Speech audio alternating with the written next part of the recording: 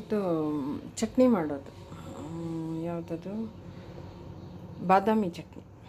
ದೋಸೆಗೆ ಚಟ್ನಿ ಬಾದಾಮಿ ಹಾಕಿ ಚಟ್ನಿ ಮಾಡ್ತೀನಿ. ಫಸ್ಟ್ ಏನು ಮಾಡ್ತೀನಿ ಅಂದರೆ ಒಂಚೂರು ತುಪ್ಪ ಹಾಕ್ಕೊಂಡೆ, ತುಪ್ಪ ಎಣ್ಣೆ ಯಾವುದಾದ್ರೂ ಹಾಕ್ಕೊಬೋದು. ಹಾಕ್ಕೊಂಡ್ಬಿಟ್ಟು ಸರಿ ಮೆಣಸಿನ್ಕಾಯಿ ಹಾಕ್ಕೊತೀನಿ. ಮೆಣಸಿನ್ಕಾಯಿ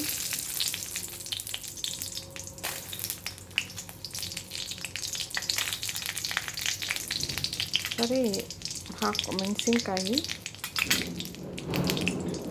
ಆಮೇಲೆ ಬಾದಾಮಿ ಇಂಗು ಎರಡು ಹಾಕ್ಕೊತಿದ್ದೀನಿ. ಒಂದೇ ಸರ್ತಿ ಹುರ್ಕೊಳ್ಳಿ, ಚೆನ್ನಾಗಿ ಹುರಿಬೇಕು.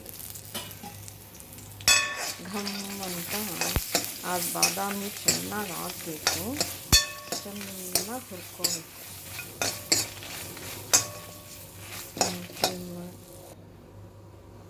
ಚೆನ್ನಾಗಿ ಹುರಿದ್ಮೇಲೆ ನಾನು ಒಂದು ಸ್ವಲ್ಪ ಮೆಂತ್ಯ ಸೊಪ್ಪು ತೊಗೊಂಡಿದ್ದೀನಿ. ಮೆಂತ್ಯ ಸೊಪ್ಪು ಒಂದೆರಡು ಮೂರು ಕಡ್ಡಿ ಹಾಕ್ತೀನಿ, ಹುರ್ಕೊತಿದ್ದೀನಿ. ಸರಿ,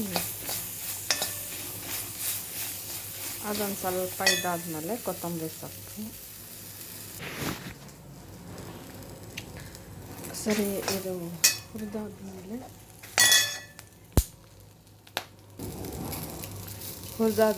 ಒಂದು ದೊಣ್ಣೆ ಮೆಣಸಿನ್ಕಾಯಿ ಹೆಚ್ಚಿಟ್ಕೊಂಡಿದ್ದೆ. ದೊಣ್ಣೆ ಮೆಣಸಿನ್ಕಾಯಿ ಮತ್ತು ಶುಂಠಿ ಹಾಕ್ತಾಯಿದ್ದೀನಿ. ಚೆನ್ನಾಗಿ ಅದೊಂದು ಸ್ವಲ್ಪ ಬಾಡಿಸ್ಬೇಕು. ಅದು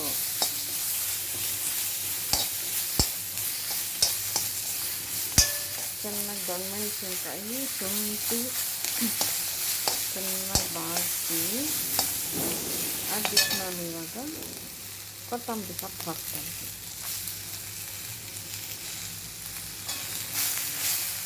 ಅದು ಚೆನ್ನಾಗಿ ಬಾಡಿಸ್ಬೇಕು. ಎಲ್ಲ ಆದಮೇಲೆ ಒಂಚೂರು ಹುಣಸೆಹಣ್ಣು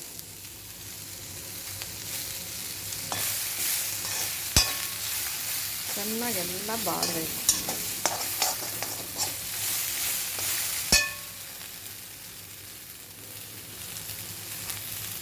ಒಂಚೂರು ಬೆಲ್ಲ,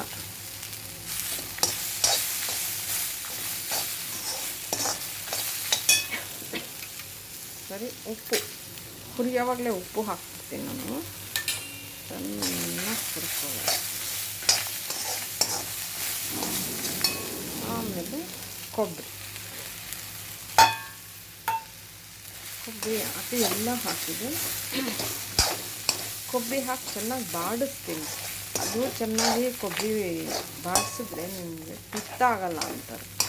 ಹಂಗಾಗಿ ಚೆನ್ನಾಗಿ ನಾನು ಬಾಡಿಸ್ತಿದ್ದೀನಿ. ಇವತ್ತು ಹಸಿಮೆಣಸಿನ್ಕಾಯಿ ಹಾಕ್ತೀನಿ, ಅಸಿಡಿಟಿ ಆಗ್ಬಿಡುತ್ತೆ ಅಂತ.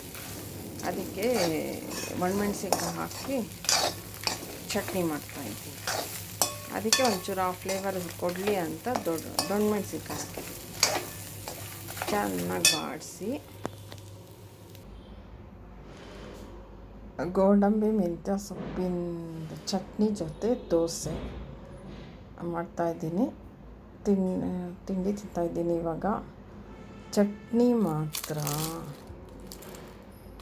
ಫಸ್ಟ್ ಕ್ಲಾಸ್ ಇದೆ.